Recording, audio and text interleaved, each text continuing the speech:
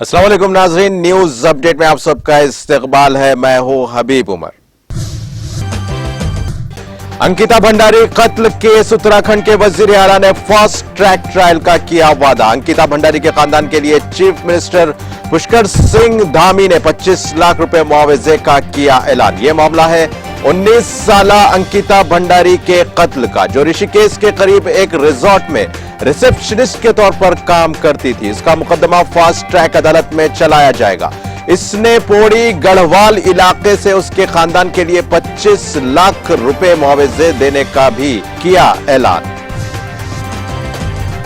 Chennai biker हादसे में एक शख्स की हलाकत के बाद वालिद को देना पड़ेगा 31,42,000 रुपये। ईसीआर के स्ट्रेच पर एक रेसिंग मोटरसाइकिल को लापरवाही से चलाते हुए पैदल जाते हुए शख्स को मार दी गई टक्कर, जिससे हो गई इस शख्स की मौत। गुड़गांव में गैर मुल्कियों को धोखा देने वाले जाली कॉल सेंटर का पर्दाफाश, 19 अफराद गिरफ्तार। अमेरिकी शहरियों को 9,000 से 34,000 अमेरिकी डॉलर तक की विफाकी ग्रांट फराहम करने के बहाने क्रिप्टो करेंसी का किया जा रहा था इस्तेमाल। सीएम फ्लाइंग स्क्वाड और गुड़गांव पुलिस की रेड्स।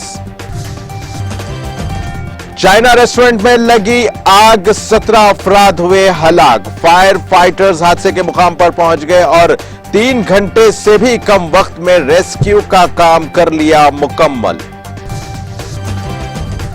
जम्मू कश्मीर के पूंछ में टेरर फंडिंग केस में छापे जारी। एसआईए जम्मू कश्मीर की रियासती तहकीकाती एजेंसी की जानिब से जारी है रेड्स का सिलसिला। इस मामले में मजीद तफसीलात का है इंतजार। आरएसएस पर भी लगनी चाहिए पाबंदी, केरला अपोजिशन का मुतालबा। केरला में कांग्रेस और उसकी इत्तेहादी पार्टनर इंडियन यूनियन मुस्लिम लीग IUML ने पॉपुलर फ्रंट ऑफ इंडिया पर पाबंदी लगाने के फैसले का किया खैर मकदम, लेकिन कहा कि आरएसएस पर भी लगनी चाहिए पाबंदी।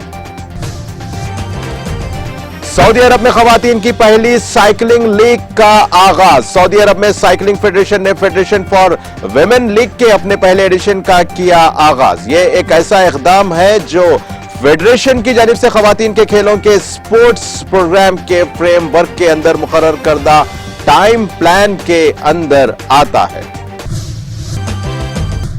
न्यूज अपडेट का सिलसिला यही खत्म होता है। ताजा खबरों के लिए देखते रहिए TTV और अब मुझे दे इजाजत। अल्लाह हाफिज।